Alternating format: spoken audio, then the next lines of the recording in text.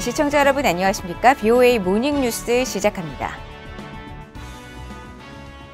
북한이 19일 동해상으로 발사한 미사일에 대해 신형 잠수함 발사 탄도미사일 SLBM이고 잠수함에서 시험 발사가 이루어졌다고 밝혔습니다. 전문가들은 북한이 SLBM의 조기 실전 배치를 위해 소형 SLBM을 개발한 것으로 추정하고 있습니다. 첫 소식 박형주 기자가 보도합니다. 북한 관영 매체 조선중앙통신은 북한 국방과학원이 19일 신형 잠수함 발사 탄도탄, 즉 SLBM의 시험 발사를 진행했다고 20일 보도했습니다. 북한 국방과학원은 5년 전 첫 SLBM을 성공적으로 발사했던 824 영웅함에서 다시 신형 SLBM을 성공시켰다면서 이번 미사일은 측면 기동과 활공 도약 기동 등 진화된 조종 유도 기술들이 도입된 신형 SLBM으로 수중 작전 능력 향상을 강조했습니다. 민간 연구기관인 한국국방안보포럼 신종우 사무국장은 북한이 공개한 사진 등을 분석한 결과 이번 미사일은 지난 11일 국방발전 전람에서 처음 등장한 미니 SLBM인 것으로 추정된다고 말했습니다. 탄두가 뾰족하다든지 미사일의 검은색 도트 무늬의 어떤 위치나 숫자도 똑같은 것으로 보아 북한의 국방발전 전람에 공개될 것과 동형이고, 다만 달라진 부분은 밑에 날개 부분이 발사된 건 삼각형이고 지난번 국방발전 전람에 공개된 거는 격자형 그리드 핀으로서 날개만 차이만 있고 똑같은 동형의 어떤 탄도미사일이다. 이게 평가가 되고, 전문가들은 북한이 밝힌 활공 도약 기동은 미사일 종말 단계에서의 풀업 기동을 뜻한다면서 북한판 이스칸데르로 불리는 KN-23 탄도미사일의 발사 체계를 수중 발사용으로 개량한 것으로 보고 있습니다. 미사일이 풀업 기동을 할 경우 패트리엇, 팩3 요격 미사일 등으로 대응이 쉽지 않습니다. 이제는 핵탄두 위력에서 벗어나가지고 투발수단의 고도화로 가고 있는데, 전술핵뿐만 아니라 전술핵에서도 요격 회피 능력, 방어 돌파 능력 같은 것을 신장시키고 풀업 기동을 해가지고 사거리 연장 효과까지 누리는 그런 아주 복합적인 고도화 전략을 추진하고 있는 것 같습니다. 김동엽 북한대학원대학교 교수는 이번 SLBM이 이미 개발의 전력화 단계 수준인 지상발사 탄도미사일을 개량한 것이라는 점에서 북극성 계열보다 먼저 실전 배치될 가능성이 높다고 내다봤습니다. 하지만 북한이 이번에도 고래급 잠수함을 이용해 신형 SLBM을 시험 발사했다는 것은 SLBM 탑재와 발사가 가능한 중대형 잠수함을 아직 완성하지 못했다는 뜻일 수 있다는 분석도 나옵니다. 이번에 발사한 심포급은 함교를 이용한 일종의 시험용 발사 플랫폼입니다. 실전용이 아니고요. 그러니까 추정컨대 정상적인 자망도 불가능하고 일정한 심도에서 발사하는 시험용이기 때문에 북한은 현재 SLBM을 발사할 수 있는 실전용 잠수함은 없다고 봐야 되는 거고요. 한국 군 당국은 이번 SLBM이 정점 고도 60km로 590km를 비행했다고 밝힌 가운데, 전문가들은 이 같은 탄도미사일은 한국의 주요 시설은 물론 바닷속으로 접근해 주일 미군 기지까지 타격권에 들 수 있다고 평가했습니다. BOA 뉴스 박형주입니다. 유엔 안전보장이사회가 20일 오후 긴급회의를 열고 북한의 잠수함 발사 탄도미사일 SLBM 시험 발사에 대해 논의할 예정입니다. 안보리는 당초 계획된 케냐, 콩고, 소말리아 문제 등을 논의한 뒤 오후 비공개 회의를 열고 북한의 최근 미사일 발사 문제를 기타 안건으로 논의할 계획입니다. 이번 회의는 미국과 영국의 요청으로 소집되는 것으로 알려졌습니다. 안보리는 지난 1일에도 북한의 극초음속 미사일 화성 8형의 시험 발사 등과 관련해 비공개 긴급회의를 열었지만 이사국 간의 의견 차이로 공동성명 채택에는 합의하지 못했습니다. 영국 외교부가 북한이 19일 유엔 안전보장이사회의 여러 대북 결의를 위반한 탄도미사일 시험 발사를 규탄한다고 밝혔습니다. 영국 외교부의 아멘다 밀링 아시아 담당 국무상은 북한의 신형 잠수함 발사 탄도미사일 발사와 관련해 20일 성명을 내고 이같이 밝혔습니다.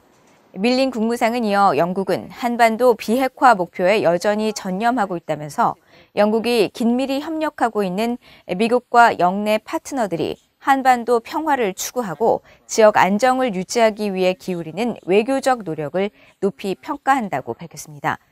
그러면서 영국은 북한이 대화에 복귀하고 완전하고 검증 가능하며 되돌릴 수 없는 방식으로 핵과 탄도미사일 프로그램을 포기할 것을 촉구한다고 강조했습니다.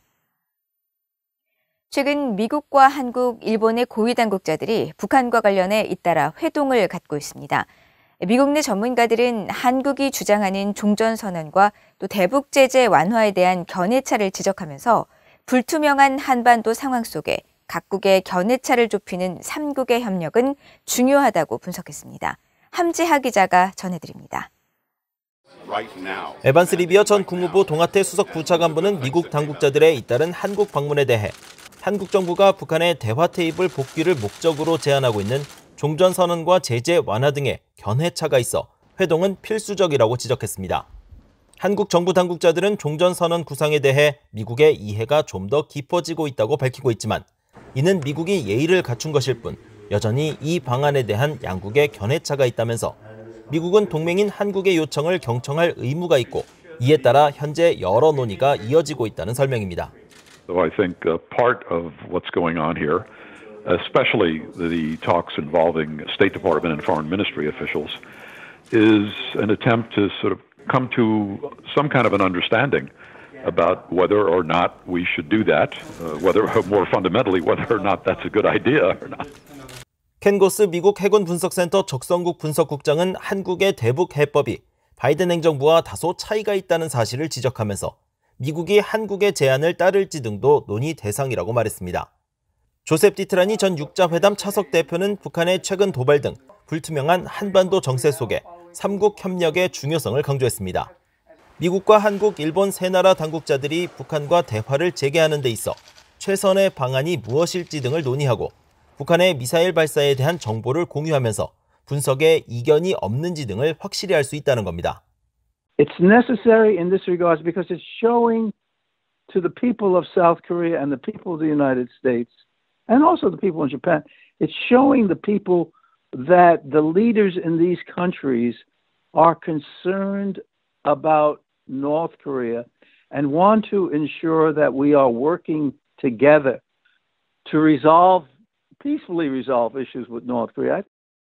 한편 북한의 잇따른 미사일 발사에 대해 로버트 매닝 애틀랜틱 카운슬 선임 연구원은 김정은 위원장이 최근 억지력을 언급하고 주적은 전쟁이라고 말한 사실에 주목하면서 북한이 비핵화가 아닌 군축 논의를 노리는 것으로 분석했습니다.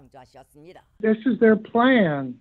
Their goal is for the U.S. and the rest of the world to accept them as a nuclear state like Israel or Pakistan. That's why he's continuing to develop all this whole spectrum of missiles. 디트라니 전 차석 대표는 미국 등은 북한과 대화할 때 무기 실험 등을 자제시킬 수 있지만 지금은 그렇지 않은 만큼 북한은 이를 무기 실험의 기회로 삼을 수 있다고 진단했습니다. 리비어 전 부차관보는 북한이 외교와 상관없이 탄도미사일 등의 시험 발사를 정상적인 것처럼 보이게 만들려고 노력하고 있다고 말했습니다. VOA 뉴스 함지아입니다. 유럽연합이 유엔 총회 제3위원회에 제출할 북한 인권 결의안 초안을 작성해 18일 공동 제안국들과 첫 회의를 열었다고 VOA에 밝혔습니다. 3년 연속 공동 제안국 참여를 하지 않고 있는 한국 정부의 입장이 주목되는 가운데 북한 인권 결의안은 다음 주에 정식 제출될 예정입니다. 김영권 기자입니다. 크리스토퍼 매튜스 유엔 주재 유럽연합 EU 대표부 대변인은 유럽연합이 유엔 총회 제3위원회에 제출할 북한 인권 결의안 초안 작성을 완료했다고 밝혔습니다. 매튜스 대변인은 19일 VOA에 이런 사실을 밝히면서 결의안 초안은 유엔 인권 최고대표 사무소, 유엔 인도주의 업무조정국과 협의를 거쳐 지난 한 해 있었던 북한 내 인도주의 상황과 코로나 대유행, 인권 상황에 대한 지속적인 우려 등을 포함했다고 설명했습니다. 이어 결의안 공동제안국들과 18일 첫 회의를 열었고 다음 주 초 2차 회의를 가진 뒤 주 말쯤 결의안을 제3위원회에 공식 제출할 예정이라고 밝혔습니다. 유엔 총회에서 인권 문제를 담당하는 제3위원회는 오는 22일 토마스 오에아 퀸터나 유엔 북한인권 특별보고관의 북한인권 상황 보고회를 열 예정입니다. 매튜스 대변인은 미국과 한국의 결의안 참여 여부에 대한 VOA의 질문에 우리는 미국을 포함한 전통적인 공동제안국들, 한국 같은 주요 국가대표부와 협력하고 있다고 짧게 답했습니다.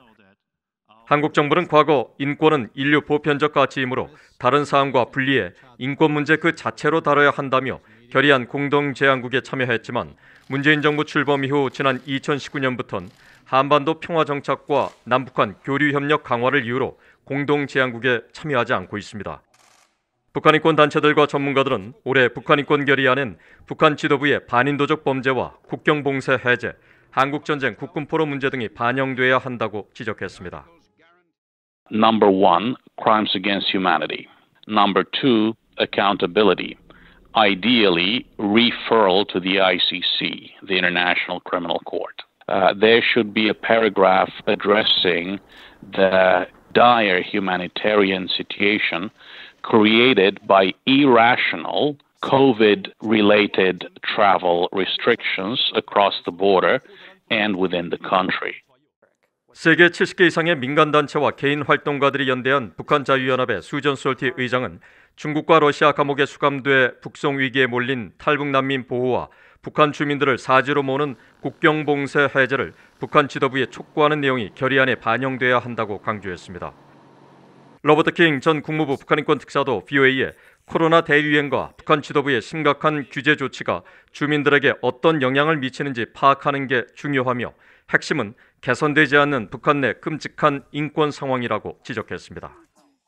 The biggest problem is that conditions in North Korea have not really been that different. They're horrible and they continue to be horrible.